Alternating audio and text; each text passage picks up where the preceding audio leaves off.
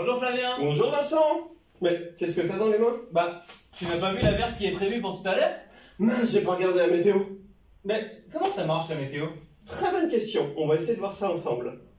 C'est parti. Alors Flavien, c'est quoi la météo? La pluie, le vent, le soleil... Oui, non, merci, ça je le sais. Mais comment c'est fait la météo? Bonne question. Alors c'est essentiellement dû à la chaleur du soleil qui arrive sur Terre et qui chauffe l'air et l'eau, à la rotation de la Terre et au cycle de l'eau. D'accord, tu peux nous faire un petit récapitulatif sur le cycle de l'eau? Bien sûr. Alors, on a la pluie qui tombe, l'eau va finir par descendre jusqu'à la mer parce que c'est l'endroit le plus bas. L'eau s'évapore, va redonner des nuages, et ces nuages vont finir par refaire repleuvoir. Et là... Et ainsi de suite. Exactement. Ok. Au niveau de la rotation de la Terre, du coup, en quoi est-ce que ça a un impact sur la météo? Regarde, j'ai mis deux pastilles sur mon cercle, une rouge et une verte. Je vais maintenant faire tourner mon cercle, regarde bien comment elle bouge. D'accord. On voit... rouge tourne plus vite que la verte. Exactement.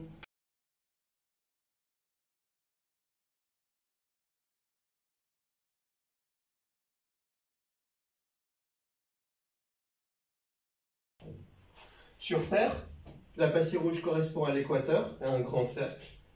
Le pôle, la pastille verte, un petit cercle.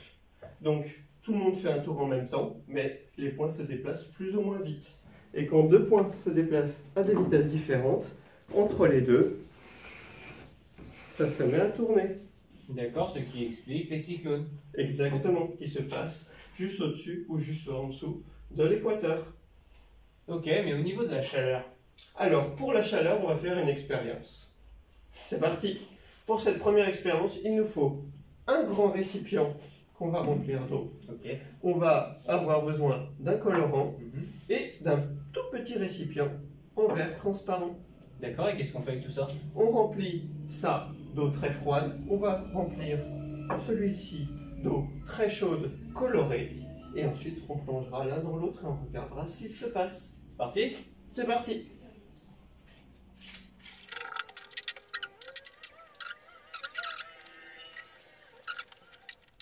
Tout est prêt, Flavien? Parfait. Nous n'avons plus qu'à plonger notre récipient d'eau bouillante dans l'eau froide. La tête vers le haut et l'ouvrir à l'intérieur. Délicatement. Et ensuite, on regarde ce qu'il se passe.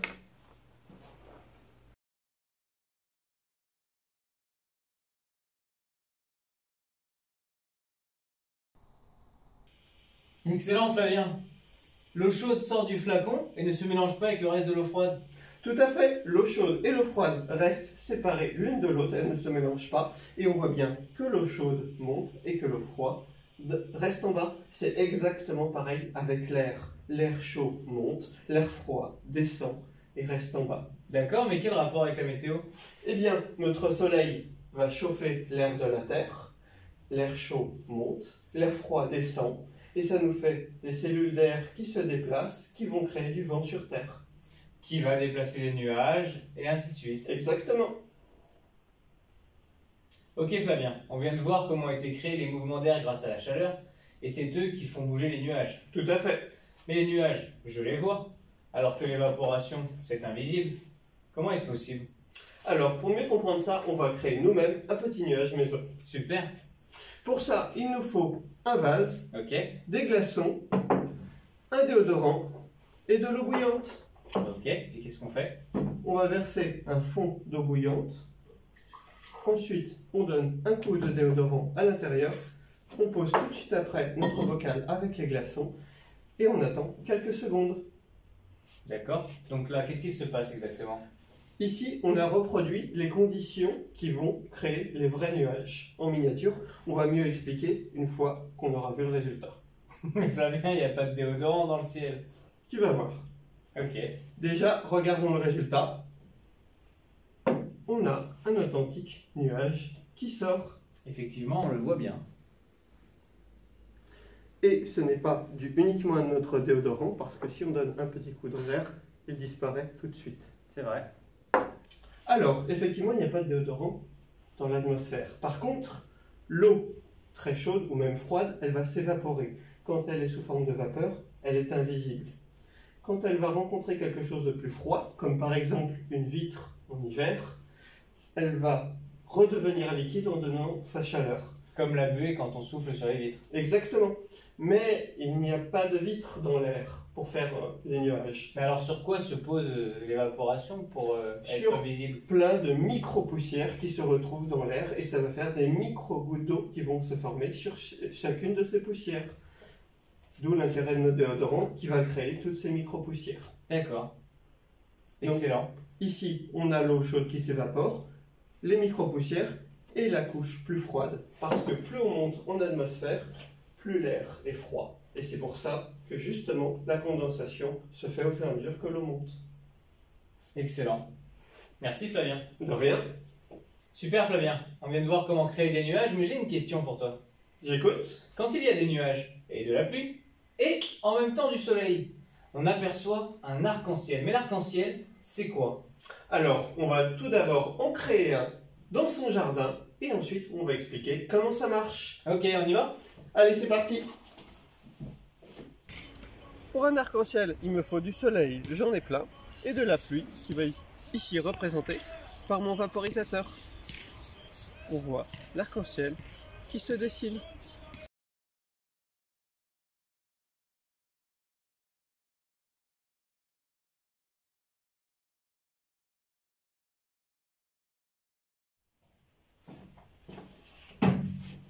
Excellent Flavien, cet arc-en-ciel.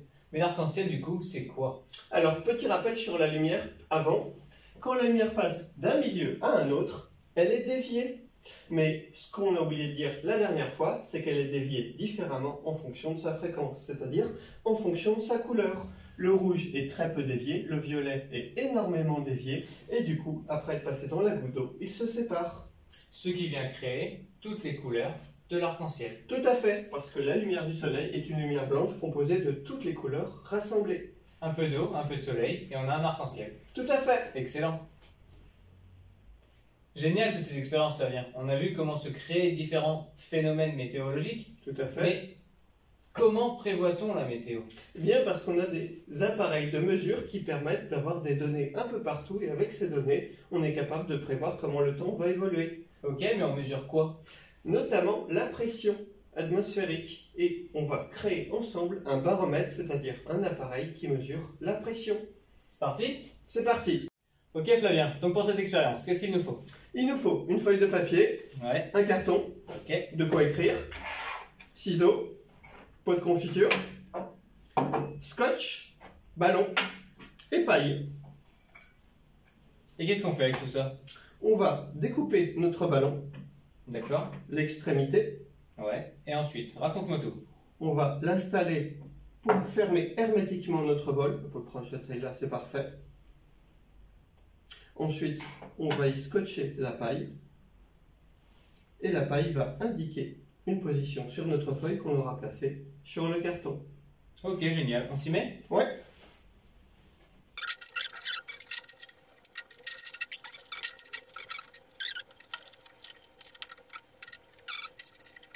Nous voilà prêts, Flavien? Tout à fait. Maintenant, on va placer le carton juste devant. La paille est en train de fixer la feuille à un endroit précis et on va y mettre un trait au feutre. Maintenant, quand la pression va changer, Ouais. la paille va bouger et va nous l'indiquer. Alors, comment un changement de pression fait bouger la paille? L'air est bloqué à l'intérieur de mon bocal. Quand l'air augmente, enfin la pression de l'air augmente au-dessus de nous, elle va écraser la membrane, ce qui va la creuser et faire remonter la paille. Mais si la pression autour de nous diminue, alors c'est l'air du bocal qui veut sortir, qui va pousser, la faire gondoler et pousser la paille vers le bas. D'accord. Et ça signifie quoi? Alors, quand la pression augmente, en général, c'est plutôt signe de beau temps. Et quand la pression diminue rapidement et fortement, c'est en général qu'une tempête approche.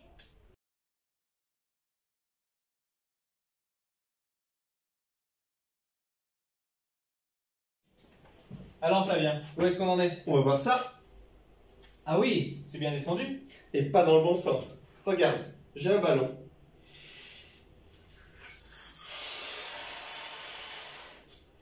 Je le gonfle, Donc ton ballon est sous pression. Exactement. Maintenant, je vais le dégonfler. Ça fait du vent. Ici, nous sommes dans une zone où apparemment la pression est en train de diminuer. Ailleurs, il y a plus de pression. L'air va vouloir aller, comme avec mon ballon, de l'endroit où il y a plus de pression vers l'endroit où il y en a moins. Ce qui va créer des vents. Exactement. C'est pour ça que les vents se lèvent quand il y a des tempêtes. Tout à fait. Ok, je comprends, mais du coup ça veut dire que là, il y a une tempête qui arrive. J'en ai bien l'impression. Il faudrait peut-être y aller. Hein. Oui. Maintenant, Maintenant, vous en savez plus sur la météo. Allez, on y va. Ouais.